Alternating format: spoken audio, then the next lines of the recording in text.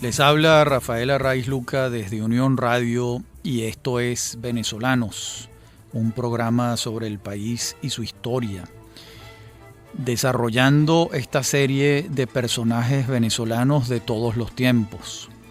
Hoy vamos a trabajar la vida y obra de Antonio Arraiz.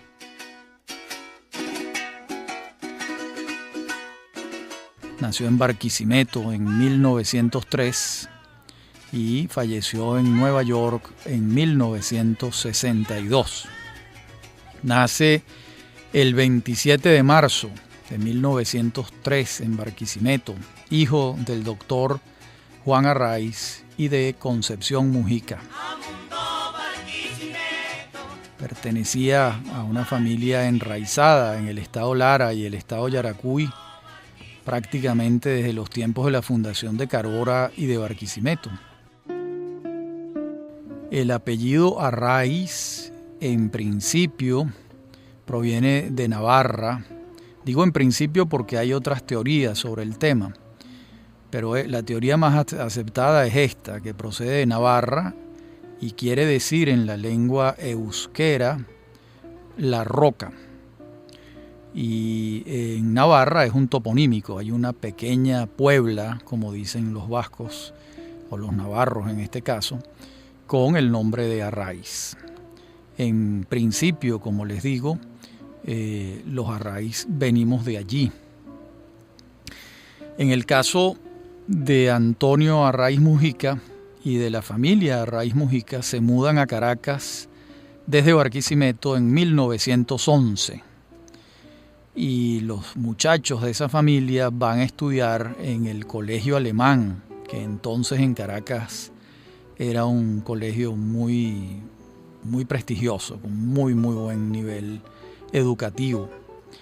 Luego cursa su bachillerato en el Liceo Andrés Bello. Y a los 16 años, Antonio Arraiz toma una decisión muy extraña para su tiempo. Le dice a sus padres que se va a Nueva York y se embarca en La Guaira. Los padres no lo detienen, se alarman por supuesto, y no lo detienen. Él les dice que quiere ser actor de cine o en su defecto aviador. Y la verdad es que ni un proyecto ni otro se hizo realidad. Pasa 3 años en Nueva York y regresa a Caracas después. Entonces ha sobrevivido esos 3 años, pues lavando platos en los restaurantes de Manhattan. Fue caletero en los puertos de la isla de Manhattan. Y eso sí, de allá se trajo el conocimiento de la lengua inglesa.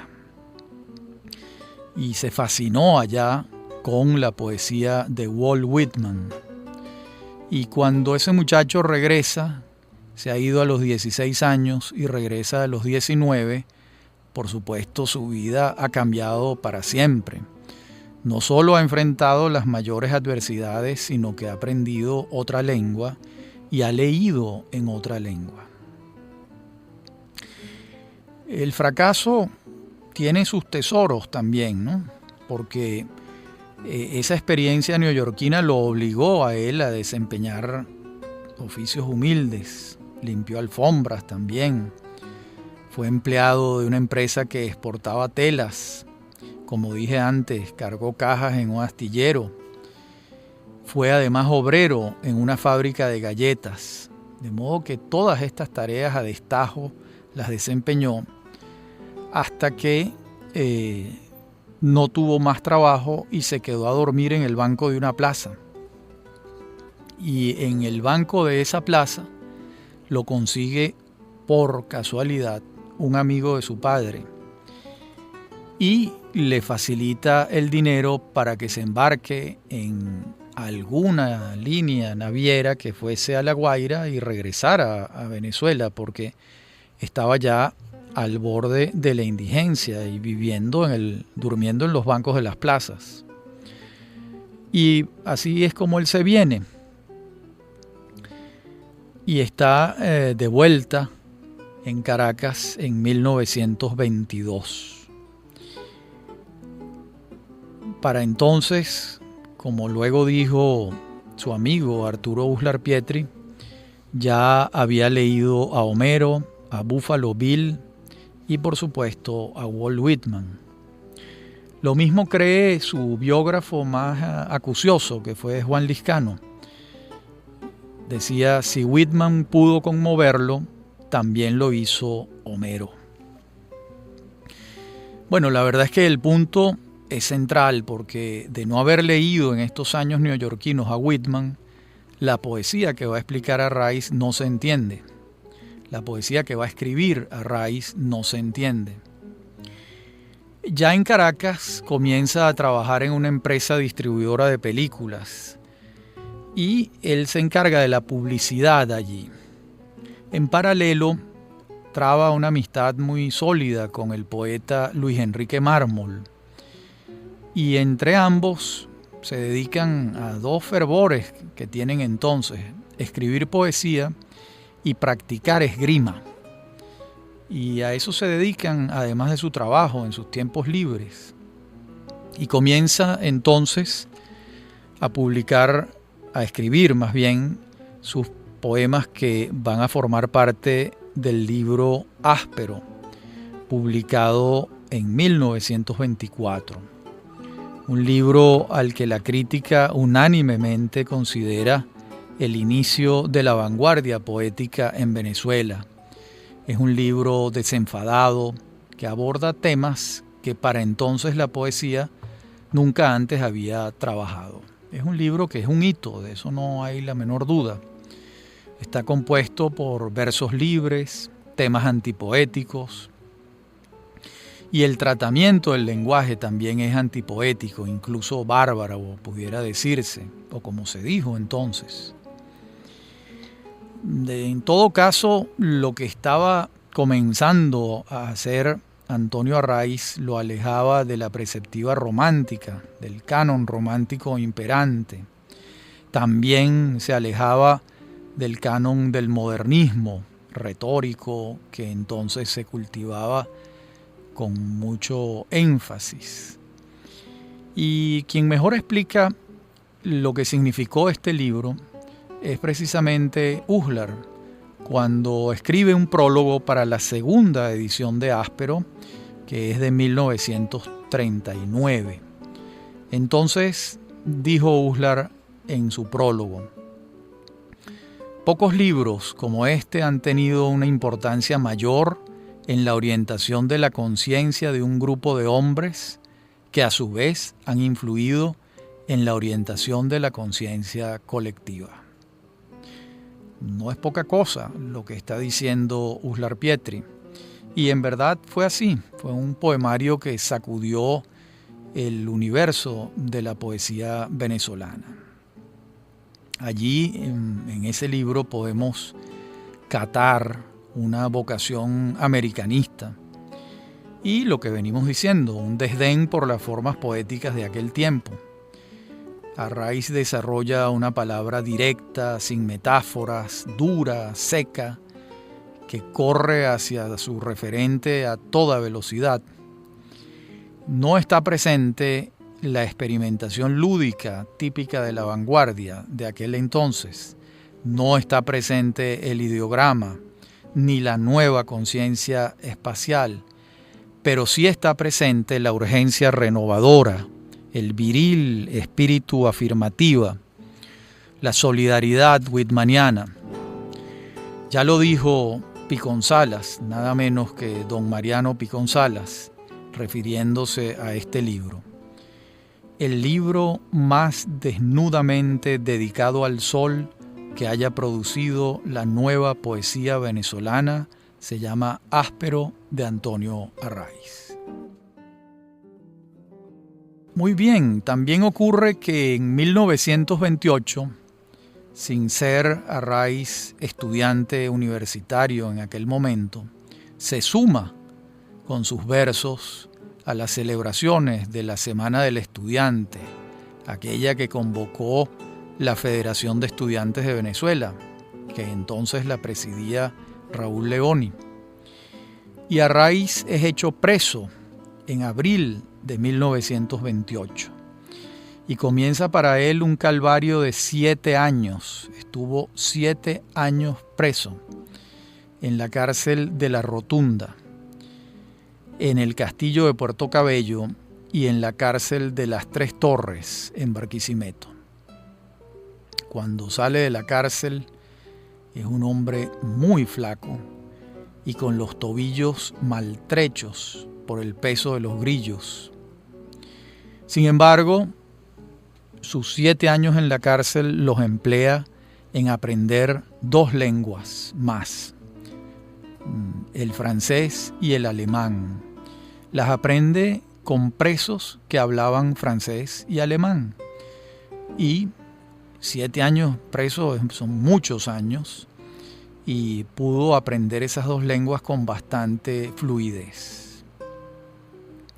A su vez, está escribiendo en la cárcel y saca en papelitos subrepticios, en las viandas que les hace llegar su familia, poemas.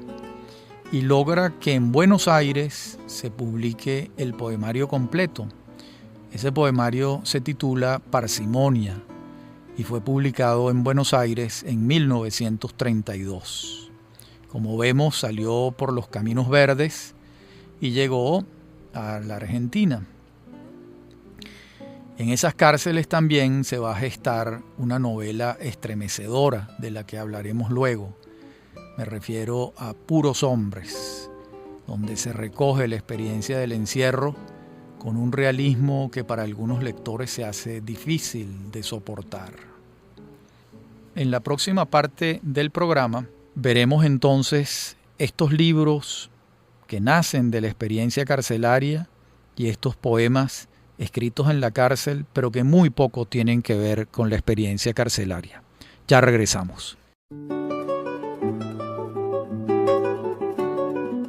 Comentábamos en la parte anterior del programa que Arraiz logra sacar de la cárcel de las Tres Torres y de La Rotunda, la primera en Barquisimeto y la segunda en Caracas, en papelitos escondidos, los poemas que van a formar parte del libro que se publica en Buenos Aires, Parsimonia, en 1932.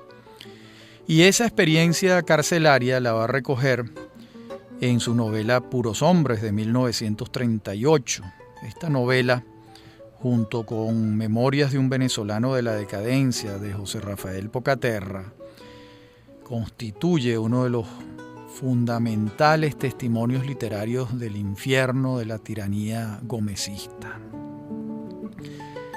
Cuando muere el general Gómez, Arraiz sale de la cárcel y se va a Colombia. Luego se va a Ecuador y por allá va a pasar unos 4 meses viendo otros lugares del mundo. Y regresa a Venezuela en abril de 1936. Y en ese poemario del que venimos hablando, Parsimonia, están algunos de los poemas venezolanistas más celebrados de Arraiz.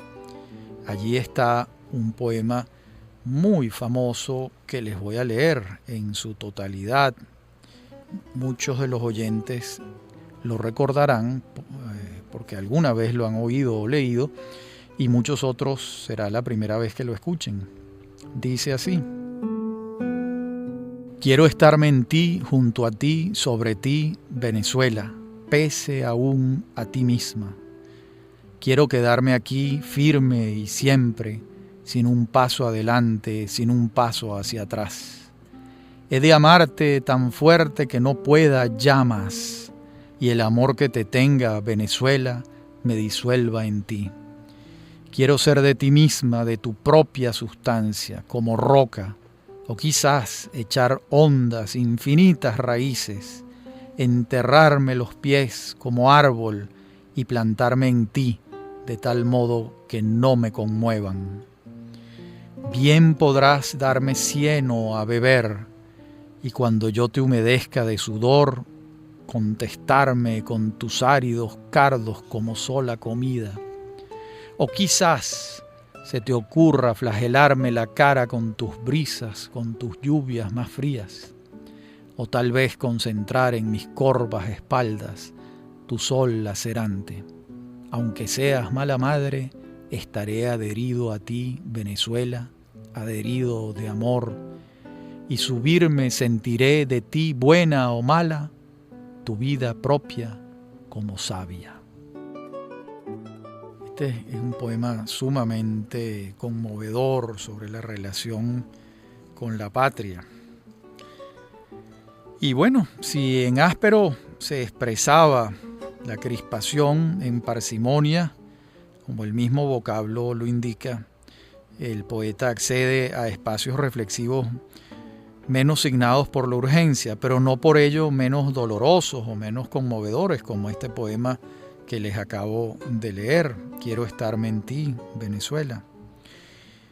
Y lo que sí es cierto es que la presión que hace de Áspero un cuerpo compacto se difumina en Parsimonia, ya que Parsimonia es un libro más amplio, más vasto, más misceláneo, si se quiere.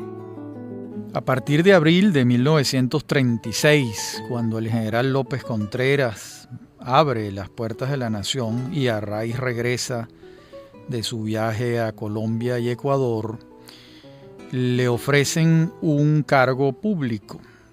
Y es entonces cuando el general López lo designa director del Instituto Técnico de Inmigración y Colonización, que estaba diseñado expresamente para resolver un problema grave que tenía Venezuela desde los tiempos coloniales, el problema de la despoblación. Y se buscaba que los inmigrantes que llegaran fuesen mano de obra calificada, gente con conocimiento de artes y oficios. En paralelo al desempeño de este cargo, Arraiz va publicando su obra literaria. Dijimos antes que en 1938 publica la novela Puros Hombres. También en 1939 publica el que va a ser su último poemario, 5 sinfonías. De este libro, por cierto, dijo Lizcano, el gran crítico literario y conocedor de la obra de Arraiz, dijo lo siguiente: es uno de los poemas más hermosos de la lírica venezolana, en razón de su poderoso impulso vital, de su respiración máscula y en razón de su torrencial riqueza de lenguaje.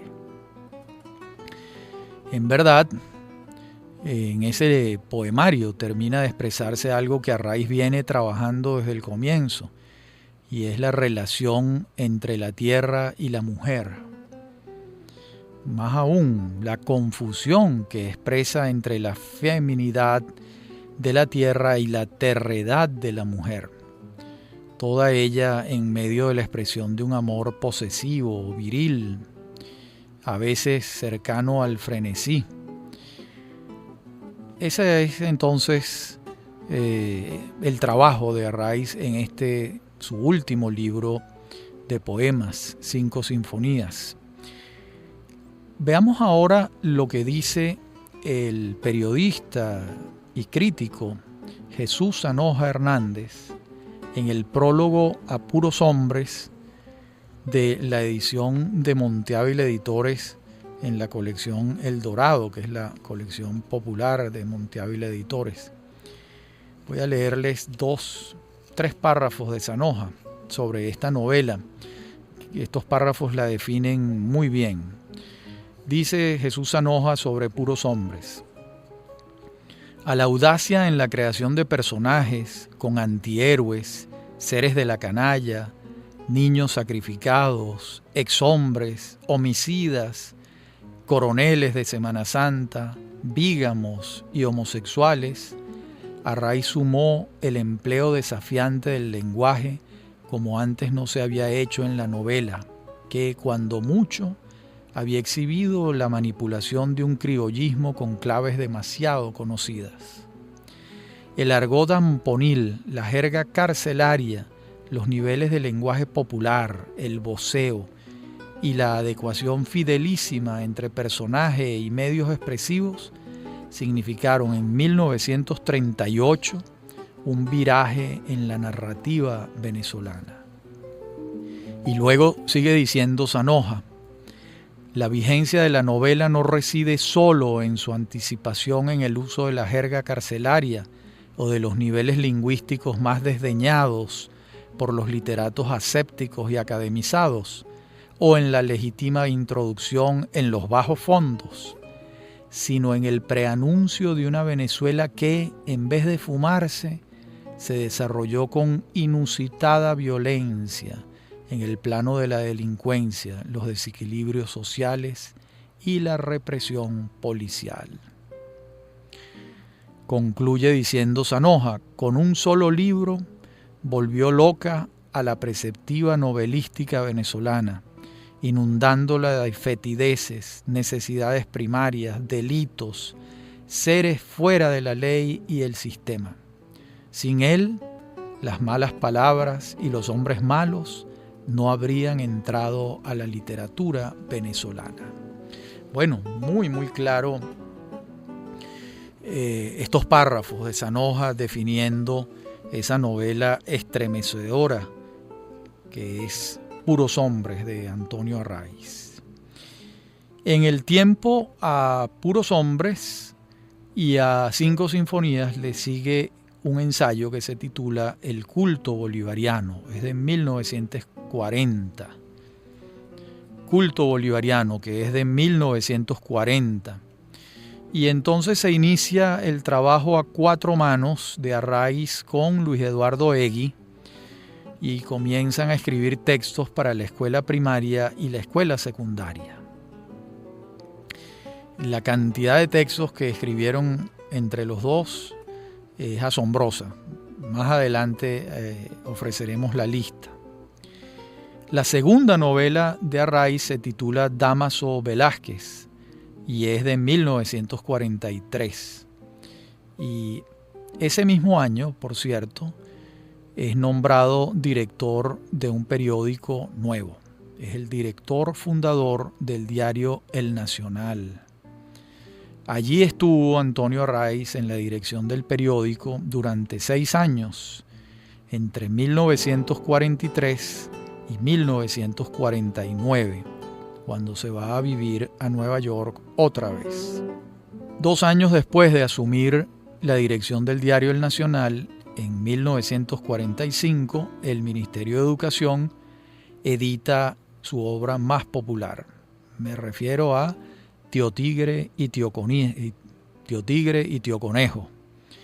un conjunto de fábulas tejidas a partir de 2 personajes arquetipales de la venezolanidad. Sobre esta obra, Juan Liscano escribió el prólogo también para la edición de Monteávila Editores, y en esa oportunidad afirmó Liscano, voy a leerles un párrafo bastante claro y definitorio de lo que significa Tío Tigre y Tío Conejo, esta obra de Antonio Arraiz. Dice Liscano: con sobria escritura directa nos presenta a través de esos personajes del folclore agrario venezolano a toda una fauna humana tan diversa como convincente. Cada animal corresponde a un tipo psicológico. Por momentos predomina un humor cáustico.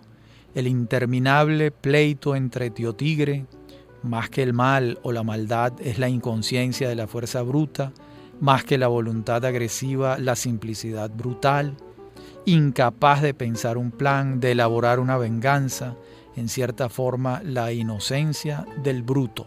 Y Tío Conejo, alegre estoicismo, cálculo, pensamiento, ardidez, viveza, con su pizca de cinismo y picardía. Tío Tigre no es tan malo como lo pintan y Tío Conejo pudiera ser menos bueno de lo que parece, decimos, pues esa interminable disputa culmina con una posible revolución contra el dominio de Tío Tigre.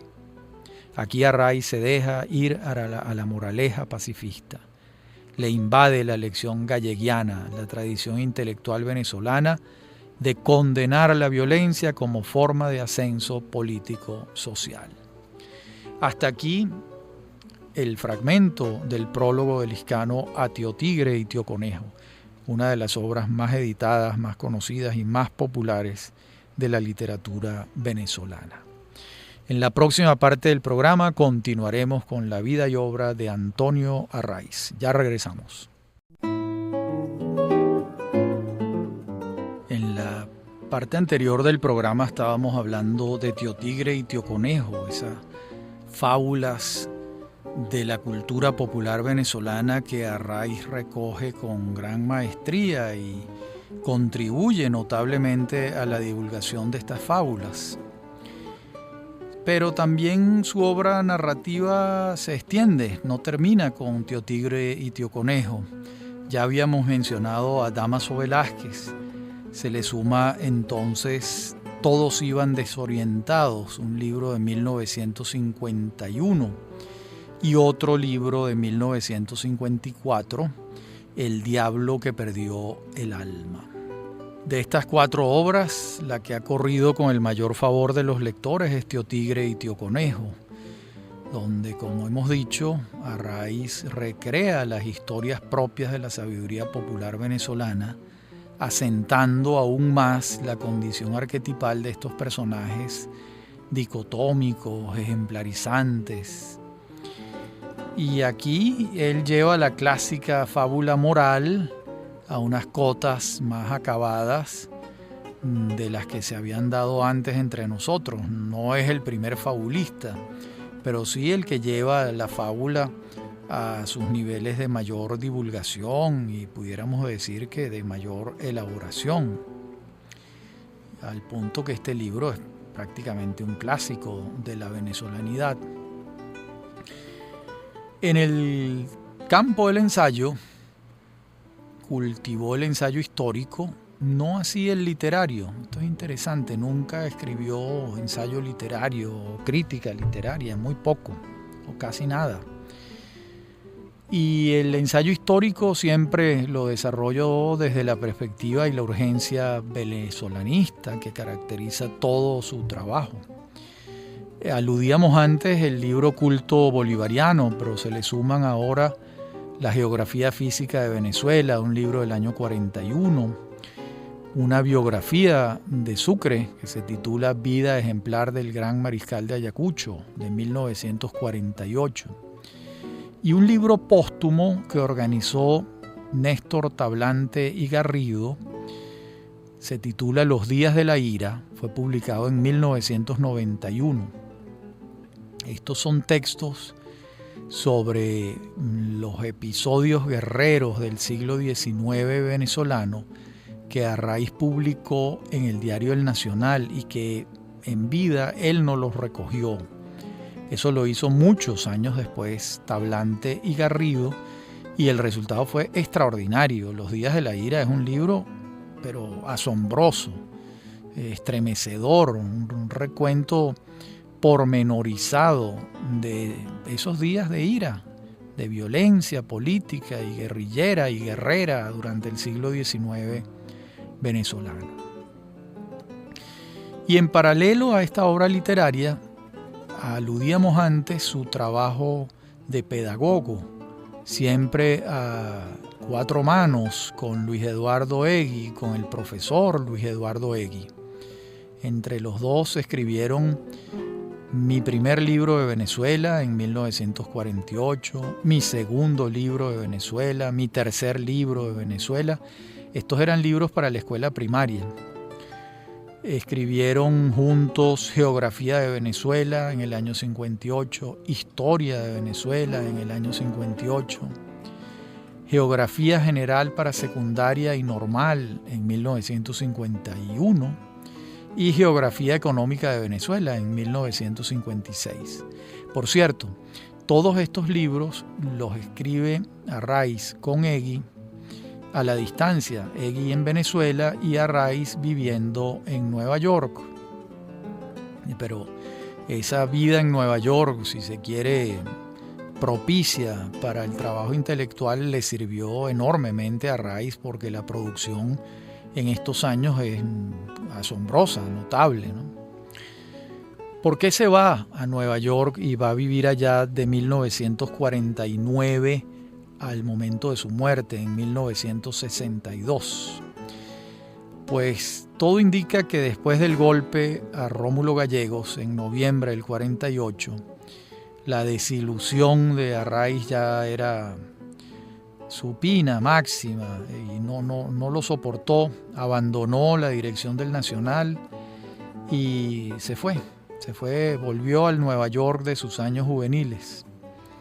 Fue el golpe de Delgado Chalbó y Pérez Jiménez contra Gallegos fue la gota que rebasó el vaso y él sintió que necesitaba otros aires. Estaba hasta la coronilla de la expresión militarista en la política venezolana y prefirió irse a tomar aire y consiguió un trabajo como director del boletín en español de la Organización de las Naciones Unidas en Manhattan. Y allí estuvo trabajando muchos años. Hay muchas fotos de Arraiz en la Asamblea de las Naciones Unidas, en momentos álgidos de la organización. Es un capítulo largo, porque allá estuvo del 49 al 62. Estamos hablando de 13 años seguidos viviendo en Nueva York, trabajando en las Naciones Unidas y escribiendo temas venezolanos, como decíamos antes.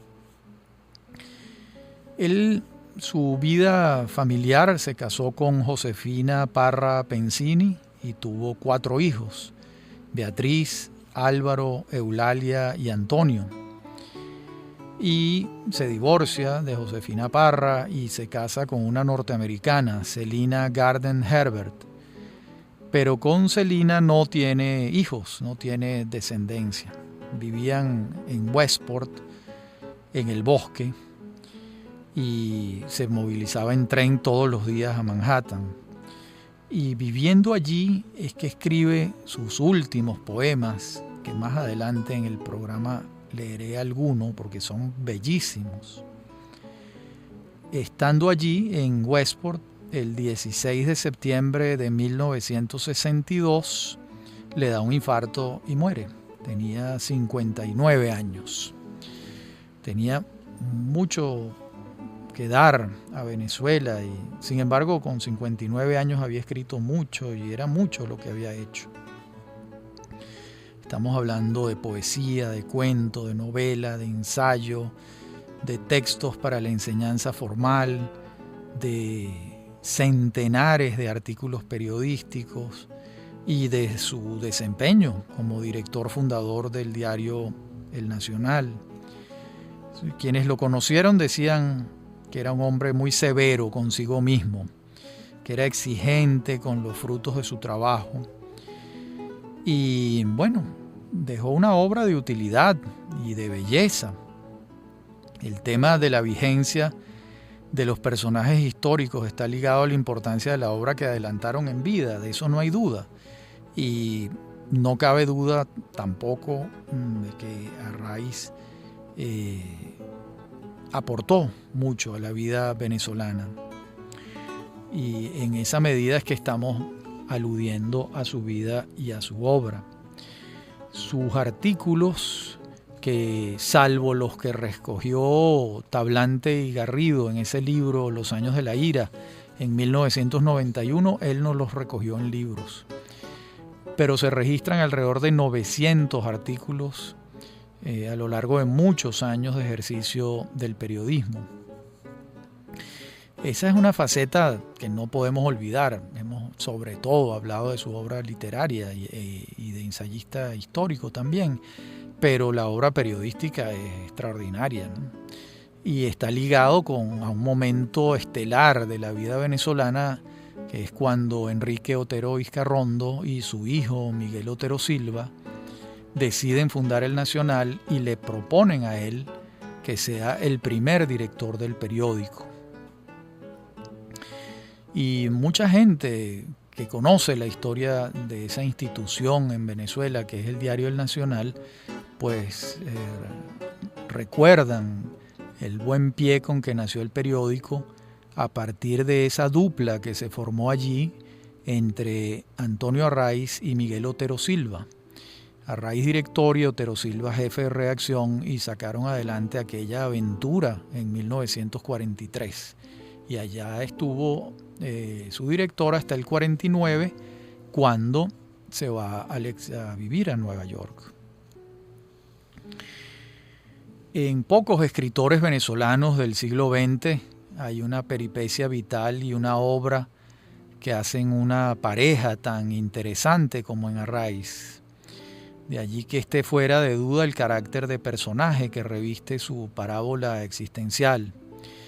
En lo político es obvio que entregó sus cartuchos por la democracia y por ello estuvo cerca del espíritu que imperó en el gobierno de López Contreras y en el de Medina, en la medida en que esos gobiernos se abrían a la democracia, aunque no totalmente, como ya sabemos. Pero no puede afirmarse que era lopecista o medinista, sino un colaborador de ambos gobiernos en alguna medida.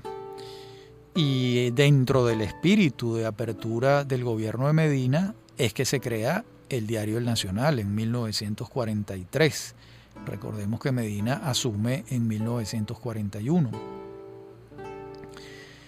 No podemos dejar de hacer énfasis en el interés pedagógico de Arraiz, esa entrega fervorosa junto con Luis Eduardo Egui a escribir libros para los niños y los muchachos en la escuela primaria y en el bachillerato.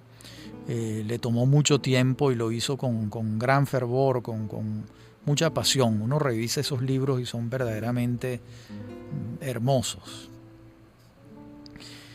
Y bueno, vemos que áspero en la poesía, Puros Hombres, en la novela carcelaria y testimonial, porque es una novela testimonial, Tío Tigre y Tío Conejo en la cuentística de inspiración legendaria, en la fábula, y Los días de la ira en el ensayo histórico. Son unos aportes insoslayables a la hora de recordar su obra literaria.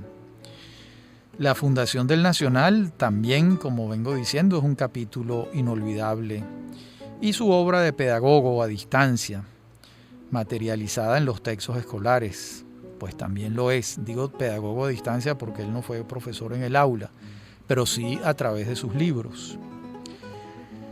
De modo que en la próxima parte del programa intentaremos una visión global de Antonio Arraiz y leeremos un poema de esos últimos que quedaron inéditos al momento de su muerte, que son unos poemas verdaderamente hermosos.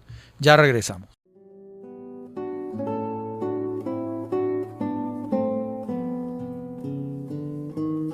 En la parte anterior del programa hablábamos de completar la figura, el perfil de Antonio Arraiz, y tenemos que apuntar algo de la mayor importancia, y fue su actitud de ecologista adelantado, un amor a los árboles, a la naturaleza, muy muy particular.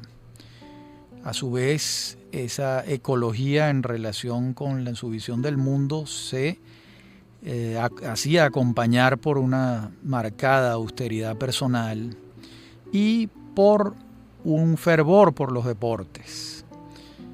Arraiz practicó deportes mientras pudo, muy particularmente jugó fútbol y también se dedicó al ciclismo. Incluso en el ciclismo es famosa en Caracas las carreras que él hacía con Rafael Vegas, y en algunas oportunidades se fueron juntos en bicicleta a La Guaira.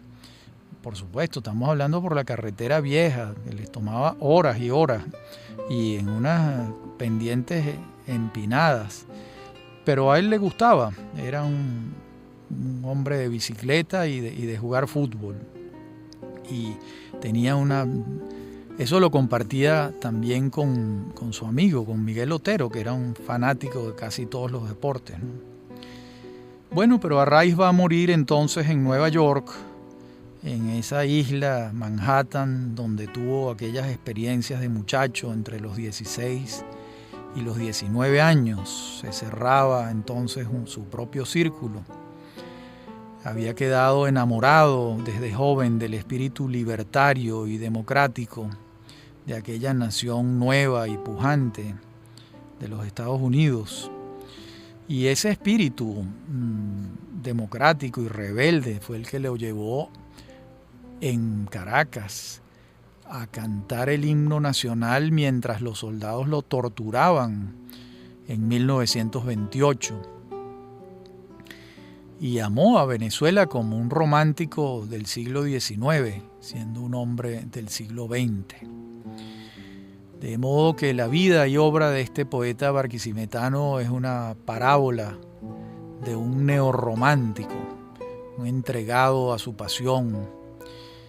Y de allí que sea cierto lo que la crítica ha observado y nosotros reiteramos ahora, que el romanticismo y la vanguardia fueron movimientos afines, al menos en lo humano que entraba en juego, aunque claro, con procedimientos y operaciones diferentes, distintas. Vamos a concluir este programa leyendo uno de sus poemas que se publicaron póstumamente. Voy a leerles La cerca de piedras, un poema verdaderamente hermoso. Dice: el viejo Harry King nos hizo una cerca de piedras en el frente de nuestro sitio. Levantaba las piedras con sus manos nudosas como si fueran sus hijas. Las domesticaba, las cambiaba de forma, les alisaba las aristas anárquicas, las esculpía, las hacía sonreír, despertaba en ellas como talentos las escondidas vetas, las vocaciones, las revelaciones. Las sobaba, se pasaba los días con ellas en brazos. Aunque no hablaba, no había duda de que debajo de sus bigotes de cerda, de su pipa carcomida, cantaba canciones de cuna. En sus manos groseras ellas se volvían piedras civiles. El viejo Harry King trabajaba con la marra, el dolobre, el martillo, el escoplo, el cincel. El bosque se poblaba de sonidos certeros como aforismos. Los árboles se llenaban de sabiduría y los pájaros salían a dar la noticia. El viejo Harry King ahilaba sus piedras por la altura del sol.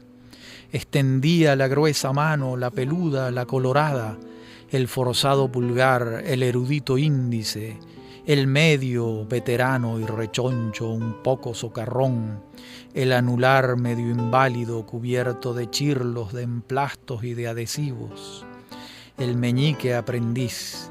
El viejo Harry King guiñaba con ojo azul, un ojillo azul. Echaba bocanadas de humo, la cerca iba saliendo recta como la vida del justo. Las piedras se encarrilaban, se daban lugar unas a otras, comenzaban a conversar, convivían. La cerca iba apareciendo en la tierra como creada por ella, en su sitio en la tierra con los árboles, con el césped, y empezábamos a dudar de que no hubiese estado antes. El viejo Harry King la descubrió sin duda, la conjuró con sus manos safias, la desencantó del paisaje y la había dejado allí plantada al sol, inmóvil, para que la refulgiesen los soles, para que la lavasen las lluvias, para que se le llenaran de tierra los intersticios, para que viniese el césped a lamerle los pies, para que las zarzas cercas treparan entre sus grietas, para que se posara en ella el petirrojo cantando en primavera, llamando compañera, para que viniesen los muchachos a abusar de ella para sus juegos, corriendo sobre su cresta en filas de mohicanos, y para que el mancebo y la doncella, reclinados en ella, platicando, hallasen en su borde una margarita. El viejo Harry King la hizo para que cabalgasen sobre ella, unos tras otros, los años, endebles jinetes vencidos, unos tras otros, en calladas batallas. El viejo Harry King la hizo para que permaneciera. ¿Cómo es, pues, entonces, que el viejo Harry King murió? ¿Cómo es que, alzando una piedra grande, pesada, le estalló el corazón? Se arrodilló, la puso en el suelo cuidadosamente, como se coloca una hija en el torno del orfanato. Tuvo todavía tiempo para echar una bocanada de humo y se tendió a su lado. ¿Cómo es que se rompieron sus manos, sus huesos, los nudos de sus huesos, las manos bastas, que no se sabía dónde terminaba la mano y dónde empezaba la piedra? ¿Cómo es que cayó sin que las otras cercas de piedra se desmoronaran? ¿Quién va a hilar ahora las piedras al sol? ¿Quién va a alzar en el bosque el concierto de martillazos? ¿Y qué noticia van a dar los pájaros? ¡Qué belleza de poema! Bueno, ha sido un gusto hablar para ustedes sobre este gran venezolano Antonio Arraiz. Y les habla desde Unión Radio Rafael Arraiz Luca, y esto es Venezolanos, un programa sobre el país y su historia. Me acompañan en la producción Inmaculada Sebastiano y Víctor Hugo Rodríguez, y en la dirección técnica Víctor Hugo Rodríguez y Fernando Camacho. A mí me consiguen en mi correo electrónico rafaelarraiz@hotmail y en Twitter @rafaelarraiz. Ha sido un gusto hablar para ustedes. Hasta nuestro próximo encuentro.